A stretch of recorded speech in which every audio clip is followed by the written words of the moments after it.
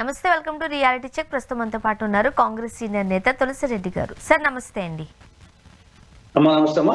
Sir, ఆంధ్రప్రదేశ్లో అప్పులు సృష్టించడానికి గాను జిఎస్డిపి పెంచి ఏవైతే రాష్ట్ర ప్రభుత్వం ఉందో అప్పులు సృష్టించడానికి ఏ మార్గాన్నైనా ఎంచుకోవడానికి సిద్ధంగా ఉన్నారు, దాని ద్వారానే జిఎస్డిపి పెంచుతున్నారు అంటూ ఒక ప్రధాన ఆరోపణ వినిపిస్తోంది. మీరు ఏకీభవిస్తారా? మీరేమంటారు? ఖచ్చితంగా. ఇప్పుడు FRBM act, financial responsibility and budget management act, అది గతంలో యూపీఏ ప్రభుత్వ హయాంలో రాష్ట్రాలు ఎంత అప్పు తీసుకోవచ్చు, వాళ్ళ జిఎస్టిపిలో ఎంత తీసుకోవచ్చు, దాని మించి పరిమితి మించరాదు అనేది ఒక చట్టం ఉంది. కానీ దాని ప్రకారంగా ఎఫ్ఆర్బిఎం యాక్ట్ ప్రకారంగా జిఎస్టిపిలో 3% కంటే ఎక్కువ అప్పు తీసుకోకూడదు. ఆ సంవత్సరంలో, ఒక ఆర్థిక సంవత్సరంలో మొత్తం జిఎస్టిపిలో 3% కంటే ఎక్కువ అప్పు తీసుకోకూడదని ఉంది. కాబట్టి ఇప్పుడు ఏం చేస్తుంది గవర్నమెంట్? మీరు చెప్పినట్టు ఆ జిఎస్టిపిని పెంచినారంటే ఆ పెంచిన దాంట్లో 3%. కాబట్టి కొంత అప్పులు ఎక్కువ తెచ్చుకోవడానికి అవకాశం ఉంటుంది. కాబట్టి ఇప్పుడు కూటమి ప్రభుత్వం అదే చేస్తా ఉంది. ఇది బలుపు కాదు, ఇది వాపు. వాపుకు బలుపుకు వచ్చేసి చాలా డిఫరెన్స్ ఉంటుంది. బలుపు వచ్చేసి అది న్యాచురల్గా వచ్చేది, వాపు వచ్చేసి ఒక డిసీజ్, ఒక అనారోగ్యమైన పరిస్థితినప్పుడు వాపు వస్తుంది. కాబట్టి ఇప్పుడు జిఎస్టిపి పెంచడం అనేది అది నిజంగా పెరిగిన జిఎస్టిపి కాదు, అది అప్పు కోసం వచ్చేసి ఆర్టిఫిషియల్ గా దాన్ని ఎక్కువ చేసిన జిఎస్టిపి. ఇది చాలా ప్రమాదం. జబ్బు వచ్చేసి ముదిరిపోతుంది, దానికి చికిత్స కూడా ఉండదు. కాబట్టి ఆ ప్రకారంగా రాష్ట్ర ప్రభుత్వము అటు ఎఫ్ఆర్బిఎం యాక్ట్ కోసం చేస్తా ఉంది. తర్వాత ఇండైరెక్ట్ అప్పులు, ఇదంతా ఇప్పుడు చెప్పేదంతా డైరెక్ట్ అప్పు కోసం. 3% దాటకూడదు అనేది డైరెక్ట్ అప్పు కోసం. కానీ ఇండైరెక్ట్ అప్పులు కార్పొరేషన్ల ద్వారా గ్యారంటీ ఇచ్చి కొన్ని కార్పొరేషన్ ద్వారా, గ్యారంటీ ఇవ్వకుండా కొన్ని కార్పొరేషన్ల ద్వారా, కాబట్టి ఆ విధంగా వచ్చేసి అప్పు తెస్తా ఉంది. ఒకటి బడ్జెట్ అప్పు, రెండవది కార్పొరేషన్ ద్వారా గ్యారంటీ ఇచ్చి తెచ్చిన అప్పు, గ్యారంటీ లేకుండా కార్పొరేషన్ తెచ్చిన అప్పులు. ఇవన్నీ కలిసి కేవలం ఈ 18 నెలల కాలంలో 2,27,000 కోట్ల రూపాయలు చంద్రబాబు ప్రభుత్వం అప్పు చేసింది. 2,27,000 కోట్ల రూపాయలు కేవలం ఈ 18 నెలల్లోనే. ఇది ఆల్ టైమ్ రికార్డ్. ఇంత స్వల్ప కాలంలో గతంలో ఉమ్మడి ఆంధ్రప్రదేశ్లో ఏ ముఖ్యమంత్రి హయాంలో కానీ, దేశంలో ఏ గవర్నమెంట్, ఏ ప్రభుత్వ, ఏ రాష్ట్రంలో కూడా ఇంత భారీ అప్పు ఇంత తక్కువ కాలంలో చేయలే. 18 నెలలు 2,27,000 కోట్ల రూపాయల అప్పు. తర్వాత మనం ఈ ఆర్థిక సంవత్సరం 2025-26 ప్రస్తుతం నడుస్తున్న ఆర్థిక సంవత్సరంలో మొదటి 6 నెలలకు గాను వివిధ రాష్ట్రాలు ఏ విధంగా అప్పు చేశాయని మనం చూస్తే, మన రాష్ట్రము 63,052 కోట్ల రూపాయలు అప్పు చేసింది. అంటే ఈ ఆర్థిక సంవత్సరంలో, నేను 18 నెలలు ముందు చెప్పాను, ఇప్పుడు 6 నెలల్లో, ఈ 6 నెలల్లో 63,052 కోట్లు. ఉత్తరప్రదేశ్ ఎంత చేసింది? ఉత్తరప్రదేశ్ జనాభా మనకంటే 3.5 రెట్లు ఎక్కువ కదా. ఉత్తరప్రదేశ్ రాష్ట్రం చేసిన అప్పు కేవలము 9,322 కోట్లు. ఇది ఒక్కటి చాలు ఎంత అధ్వానమైన పరిస్థితిలో ఉందో ఆంధ్రప్రదేశ్. మన చిన్న రాష్ట్రము 6 నెలలకు గాను ఈ ఆర్థిక సంవత్సరంలో 63,052 కోట్లు డైరెక్ట్ అప్పు. ఉత్తరప్రదేశ్ ఏమో 9,322 కోట్లు. కాబట్టి రాష్ట్రం ఏ విధంగా అప్పుల కుప్ప అవుతుంది చంద్రబాబు పాలనలో, రుణాంధ్రప్రదేశ్ అవుతుంది అనేది దీని బట్టి స్పష్టం అర్థమవుతుంది.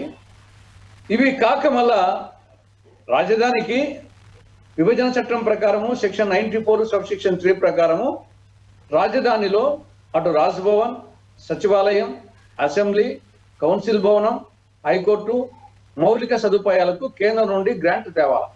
అది చట్టం. కేంద్రమో ఇవ్వలేదు మోడీ ప్రభుత్వము, చంద్రబాబు ప్రభుత్వము గట్టిగా అడగడం లేదు. దాని కేంద్ర ప్రభుత్వం వచ్చేసి అప్పు తెచ్చుకోమంటుంది. ఈయన అప్పు వచ్చేసి 63,500 కోట్లు రాజధాని కోసం అప్పు చేస్తున్నారు. ఇది మళ్ళా రాష్ట్ర ప్రజలందరి మీద పడుతుంది. కాబట్టి ఓవరాల్ గా ఆర్థిక క్రమశిక్షణ రాహిత్యము పతాక స్థాయిలో, తారాస్థాయిలో ఉంది. గతంలో జగన్మోహన్ రెడ్డి ఆర్థిక క్రమశిక్షణ లేకుండా చేస్తానని చెప్పేసి అందరం విమర్శించిన వాళ్ళమే, ఇంక్లూడింగ్ కాంగ్రెస్ పార్టీ మేము కూడా. కానీ ఇప్పుడు చూస్తే కోడలికి బుద్ధి చెప్పి అత్త తెడ్డు నాకిందనో సామెత ఉంది. కోడల్ని కోడలికి బుద్ధి చెప్పి అత్త తెడ్డు నాగిందంట. ఆ విధంగా గత ప్రభుత్వాన్ని విమర్శించి అంతకంటే ఘోరంగా అప్పులు చేస్తామని చంద్రబాబు ప్రభుత్వం. ఇది ఏమాత్రం సమర్థనీయం కాదు.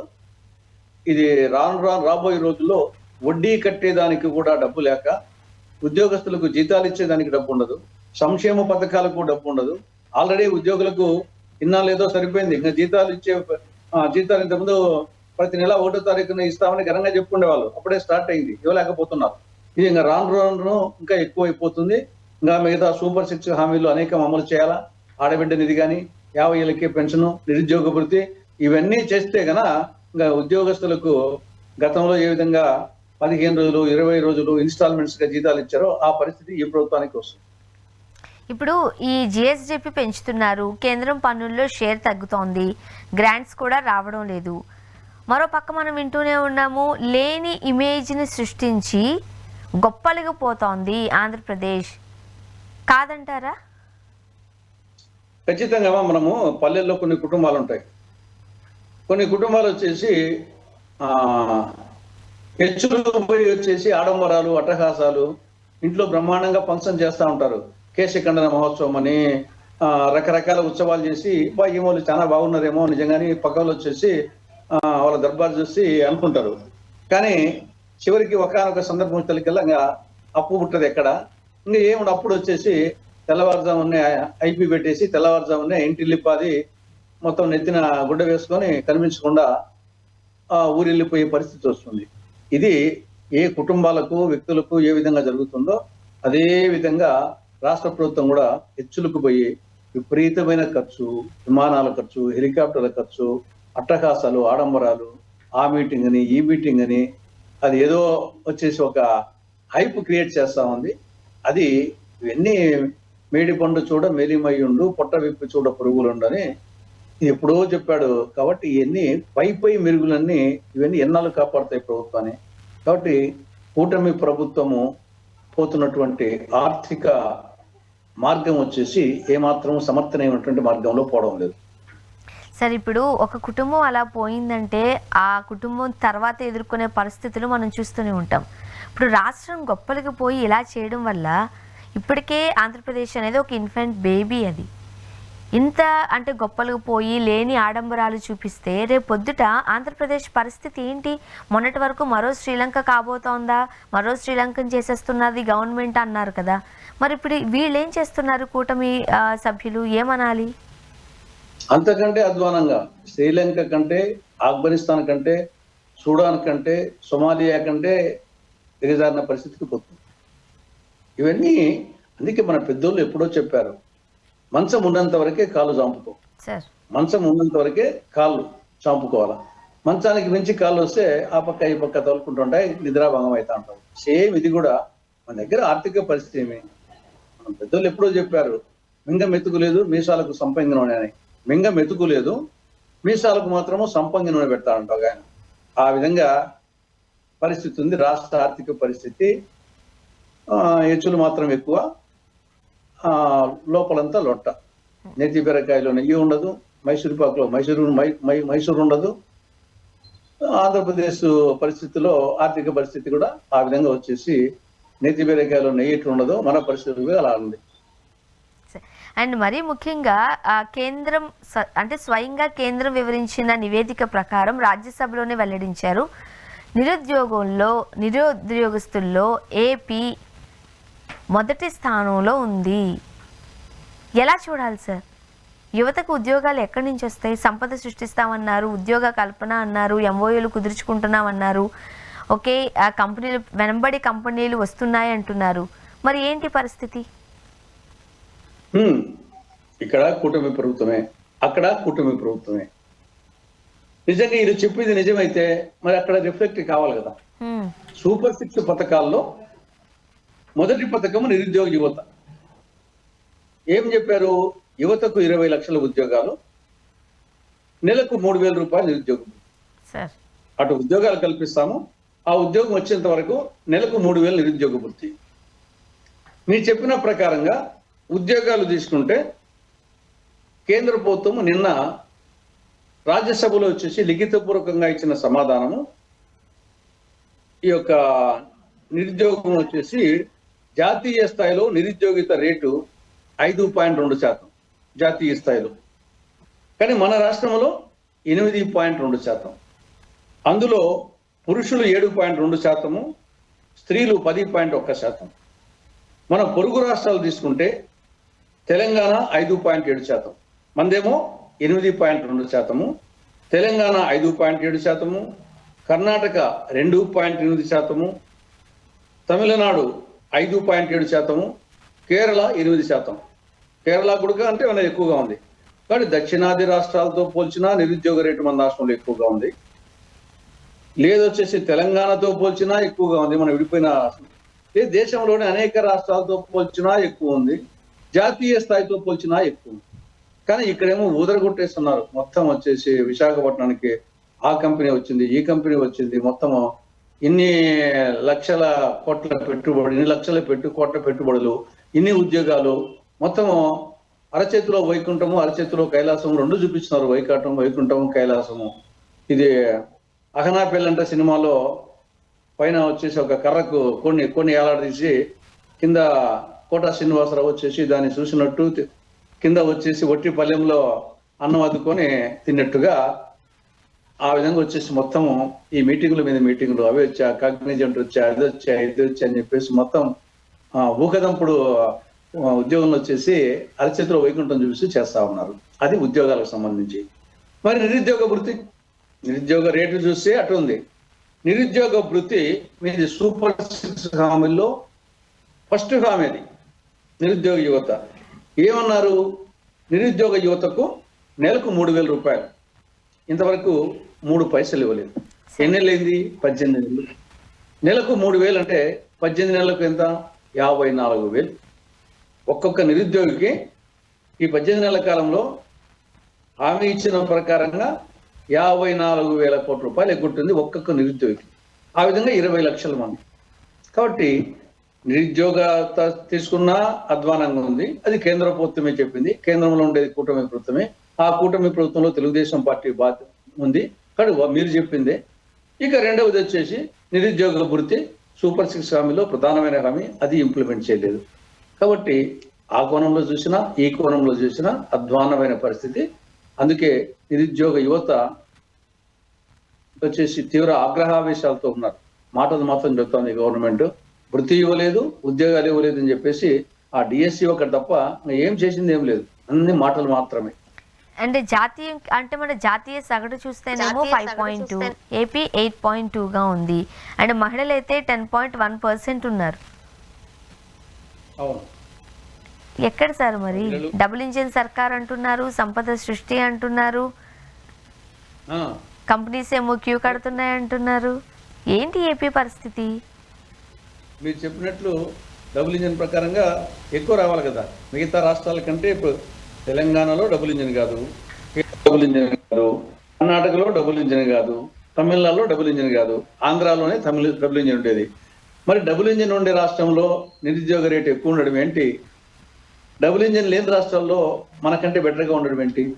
కాబట్టి డబుల్ ఇంజిన్ అనేది ట్రబుల్ ఇంజిన్ అనేది స్పష్టంగా అర్థమవుతుంది. డబుల్ ఇంజిన్ అనేది ఇది మంచికి కాదు, ట్రబుల్ ఇంజిన్ అనేది స్పష్టంగా అర్థమవుతుంది. ఇంకా మిగతా మీరు చెప్పినట్లు సంపద సృష్టి అని ఏదో వచ్చేసి సంపద సృష్టించి రాష్ట్రాన్ని డెవలప్ చేస్తా ఉంటున్నాడు. సంపద సృష్టించడం కాదు, సంపద మాయమైపోతా ఉంది, సంపద ఆవిరైపోతా ఉంది. మాయమైపోతున్నాడమ్మా మనిషి అన్నవాడని ఆ పాట ఉన్నట్టు మాయమైపోతున్నదమ్మా సంపద అని ఆవిరైపోతున్నదమ్మా సంపద అన్న టైపులు తయారైంది. సార్, అండ్ మరో పక్క ఏపీలో ఎన్టీఆర్ వైద్య సేవలు బంద్ అవుతున్నాయి. 3,000 కోట్ల బకాయిలు ఉన్నాయంటున్నారు. పేద మధ్యతరగతి కుటుంబీకులకు ఆరోగ్యశ్రీ కావచ్చు, అయితే ఎన్టీఆర్ వైద్య సేవలు ఇవి మనం చూసినప్పుడు ఎంతమంది కుటుంబాలలో ప్రాణాలు నిలబడ్డాయో, పెద్ద ప్రాణాలు నిలబడి కుటుంబ పోషణ సాఫీగా వెళ్ళడము, పెద్ద దిక్కు తోడుగా ఉండడము మనం చాలా కుటుంబాల్లో చూసాం, విట్నెసెస్ ఉన్నాయి. ఈ రోజు గవర్నమెంట్ ఖచ్చితంగా అమలు చేయాల్సిన ఈ పథకాలు డబ్బులు చెల్లించలేదన్న కారణంగా ఈ పథకాలు నీరు గారుస్తూ ఉంటే పేద ప్రజల పరిస్థితి ఏంటి? వాళ్ళ ప్రాణాలు గాల్లో కలిసిపోవాల్సిందేనా? ఆరోగ్యశ్రీ అనేది 2007లో ఉమ్మడి ఆంధ్రప్రదేశ్లో కాంగ్రెస్ గవర్నమెంట్ ఉన్నప్పుడు, రాజశేఖర గారు ముఖ్యమంత్రిగా ఉన్నప్పుడు ఈ యొక్క ఆరోగ్యశ్రీ అనే పథకాన్ని ప్రారంభించడం జరిగింది. దాని ప్రధానమైన లక్ష్యం ఏమి? పేదలకు కూడా మెరుగైన వైద్య సేవలు, కార్పొరేట్ స్థాయి వైద్య సేవలు పేదలు కూడా ఉచితంగా అందించాలి. ఒకటి, పేదలు సామాన్యులు ఉచితంగా ఉన్నత ప్రమాణాలతో కూడినటువంటి వైద్యం అందించాలి, కార్పొరేట్ స్థాయి వైద్యం. ఇది దాని లక్ష్యం 2007లో. ఇది రాను కాంగ్రెస్ టైం అంతా బ్రహ్మాండంగా జరిగింది. తర్వాత వచ్చినాక టీడీపీ గవర్నమెంట్ వచ్చినాక పేర్లు మార్చడం, దాని జగన్ ప్రభుత్వము, ఈ రెండు ప్రభుత్వాలు ముందున్న స్థాయిలో కాకుండా దాన్ని ఈ యొక్క ఆరోగ్యశ్రీ కింద కన్సర్న్ హాస్పిటల్స్కు, సంబంధిత హాస్పిటల్స్కు సకాలంలో బిల్లులు చెల్లించగల వాళ్ళ పరిస్థితి, వాళ్ళ డాక్టర్లకు సిబ్బందికి జీతాలు ఇవ్వాలా, కరెంటు బిల్లులు కట్టుకోవాలా, వాళ్ళ మెటీరియల్ తెచ్చించడం వాళ్ళకు డబ్బులు ఇవ్వాలా. కాబట్టి ఈ యొక్క ఆరోగ్యశ్రీ ఇంప్లిమెంట్ చేసే ఆసుపత్రులు సిబ్బంది వచ్చేసి అనేక సార్లు గత జగన్ ప్రభుత్వంలో కానీ ఇప్పుడు కానీ ధర్నా చేయడము, స్ట్రైక్ చేయడము, నోటీసులు ఇవ్వడము, దాని ఏదో చర్చలు పిలవడము, మళ్ళీ కొంచెం వేయడము, ఇది ఒక చరిత్రనంగా ఆ గవర్నమెంట్ హయాంలో ఈ గవర్నమెంట్ హయాంలో ఇది మామూలు అయిపోయింది. అనేక సందర్భాలు వాళ్ళు జనరల్ గా గవర్నమెంట్కి అగ్నిస్ట్ గా పోరు, కానీ విధిలేని పరిస్థితుల్లో ఎన్నాలని తట్టుకుంటారు. 3 నెలలు 6 నెలలు, ఇప్పుడు 3,000 కోట్ల రూపాయలు ఆరోగ్యశ్రీ కింద బకాయిలు ఉన్నాయి. ఎన్నాళ్ళు భరిస్తారు చేసేవాళ్ళు? వాళ్ళు ఏం చెప్పాలో? వాళ్ళ తెచ్చిన చోట వాళ్ళ సిబ్బందికి జీతాలు ఎన్నాలని ఇవ్వకుండా ఉంటారు. వాళ్ళు వచ్చేసి ఇది ఒక గవర్నమెంట్కు వీళ్ళు వచ్చేసి ఒక ఇచ్చుపుచ్చుకునే దూరంలో ఉండాలి. కాబట్టి ముందుగానే వాళ్ళు రేట్లు పెరిగినాయి, ఆ పెరిగిన రేట్ల ప్రకారంగా ఈ రేట్లు పెంచలేదని చెప్పేసి ఒకటి ఇబ్బంది పడుతున్నారు. ఇవ్వాల్సిన బకాయిలు కూడా, పెండింగ్ బకాయిలు కూడా సకాలంలో ఇవ్వడం లేదు. 3 నెలలు 4 నెలలు. ఇప్పుడు ఈ గవర్నమెంట్ దీని అసలు ముందు ఈ ఆరోగ్యశ్రీకి రకరకాలు ఏదో హైబ్రిడ్ ఆరోగ్యశ్రీ పెడతామని చెప్పేసి ఆఖరికి ఆరోగ్యశ్రీ ఉంటుందో ఉండదో అటు ఉద్యోగస్తులకు కానీ ప్రజలకు కానీ అర్థం కాని పరిస్థితిలో ఒక అయోమయంలో పడేసింది. పెండింగ్ బకాయిలు ఉన్నాయి, ఆరోగ్యశ్రీ ఉంటుందా ఉండదా ఈ యొక్క రకరకాల ప్రయోగాలు చేస్తూ ఒక అగమ్య గోచరం అయోమయంలో ఉంది. మొత్తం వచ్చేసి గతంలో యమధర్మరాజు దగ్గరికి పోయి మళ్ళీ తిరిగి వచ్చారు. కాంగ్రెస్ హయాంలో యమధర్మరాజు యమలోకానికి పోయి మళ్ళా తిరిగి భూలోకానికి వచ్చారు ఈ యొక్క ఆరోగ్యశ్రీ వలన. అంటే అంత సీరియస్ కేసులు కూడా చావుబతుల దగ్గరికి పోయి మళ్ళా పునర్జన్మ పొంది వచ్చారు. అలాంటిది ఈ ప్రభుత్వ హయాంలో ఆరోగ్యశ్రీ లేదు అనే ఒక అనుమానంతో మామూలుగా ఒక రకం ఉండే వాళ్ళు కూడా చనిపోయేటట్టుగా చేస్తా ఉన్నారు. గతంలో ఆరోగ్యశ్రీ ఉంది మనకు అనే ధైర్యంతో ఉండి సీరియస్ జబ్బులు ఉండే వాళ్ళు కూడా ఈ ఆత్మవిశ్వాసంతో భరోసాతో బతికొచ్చేవాళ్ళు యమలోకాన్ని దగ్గర పోయి. కానీ ఇప్పుడు భూలోకం నుండి యమలోకానికి పంపించే విధంగా పాలసీ తయారైపోయింది. ఇమీడియట్ గా పెండింగ్ బకాయిలు చెల్లించాలి. ఆరోగ్యశ్రీని దాంతో ప్రయోగాలు చేయకుండా గతంలో ఇంప్లిమెంట్ చేసిన ప్రకారంగా సక్రమంగా ఇంప్లిమెంట్ చేయాలనేది కాంగ్రెస్ పార్టీ డిమాండ్. అండ్ ఇంకొకటి, జాతీయ ఉపాధి హామీ పథకం నుండి మహాత్మా గాంధీ గారి పేరు తొలగింపు ప్రస్తుతం చర్చనీయాంశం అవుతోంది. ఇంతకంటే దుర్మార్గం, అన్యాయం మరొకటి ఉండదు. ఇంకా దాంట్లో గైడ్ లైన్స్ మార్చడం అనేది మార్గదర్శకాలు ఒకటి. పేరు మార్చడం ఏంటమ్మా? మహాత్మా గాంధీ పేరున్నదాని గతంలో ఏం పేరున్నది? మహాత్మా గాంధీ జాతీయ గ్రామీణ ఉపాధి హామీ పథకం. మహాత్మా గాంధీ జాతీయ గ్రామీణ ఉపాధి హామీ పథకం. ఈ పేరు ఎప్పటి ఉంటుంది? 2009 నుంచి ఉంది. 2025లో ఉన్నాం. 16 సంవత్సరాలుగా ఆ పేరుతో అది గ్రామీణుల పాశుపతాస్త్రంగా పనిచేసేటటువంటి స్కీమును పేరు మార్చాల్సిన అవసరం వచ్చిందమ్మా. అంటే ఇది స్పష్టంగా తెలుస్తుంది. మహాత్మా గాంధీ అంటే ద్వేషం. మేము మొదటి కాలం నుంచి చెప్తున్నాము, గాంధీ గాడ్సే, వీళ్ళకు ఆరాధ్యుడు గాడ్సే అని చెప్తున్నాము. కానీ ఇప్పుడు స్పష్టంగా మహాత్మా గాంధీ పేరు తీయడంతో స్పష్టంగా అర్థమైపోతుంది వీళ్ళకు మహాత్మా గాంధీ అంటే అణువణువున ద్వేషం, అసూయ. లేకుంటే ఆయన జాతిపిత, ప్రపంచ నాయకుడు, 16 ఏళ్ల ముంటి పేరుంది, అందరికీ చెందినవాడు, మీకు మాకు అందరికీ. అటువంటి ఆయన పేరును తీసేసేదానికి అసలు బుద్ధి ఎట్లా పుట్టింది, ఆలోచన ఎట్లా వచ్చింది? పోనీ ఆ పేరు వచ్చేసి మనకు అర్థం కాని పేరు. ఏమి పేరు? Viksit Bharat guarantee for Rozgar and Ajeevika mission అంట. ఆ పేరు వచ్చేసి రాసుకుంటే తప్పనిసి చదవలేని పరిస్థితుల్లో మహాత్మా గాంధీ జాతీయ గ్రామీణ ఉపాధి హామీ పథకం అనే పేరు తీసేసి వీళ్ళు పెట్టిన పేరు Viksit Bharat guarantee for Rozgar and Ajeevika mission. ఈ యొక్క ఇంత దుర్మార్గము అన్యాయం మరొకటి ఉండదు. సరే, ఆ ఫలితం అనుభవిస్తారు వచ్చేసి. ఇక రెండవది గైడ్ లైన్స్ మార్చారు. గైడ్ లైన్స్ లో గతంలో యావరేజ్ గా మిగతా సెంట్రల్లీ స్పాన్సర్డ్ స్కీమ్స్ కాకుండా ఈ పథకం మాత్రము 90% నిధులు కేంద్రం భరించేది, 10% నిధులు రాష్ట్రాలు భరించేది. ఇప్పుడు ఏం చేశారు? కేంద్రం 60% భరిస్తుంది, రాష్ట్రాలు 40%.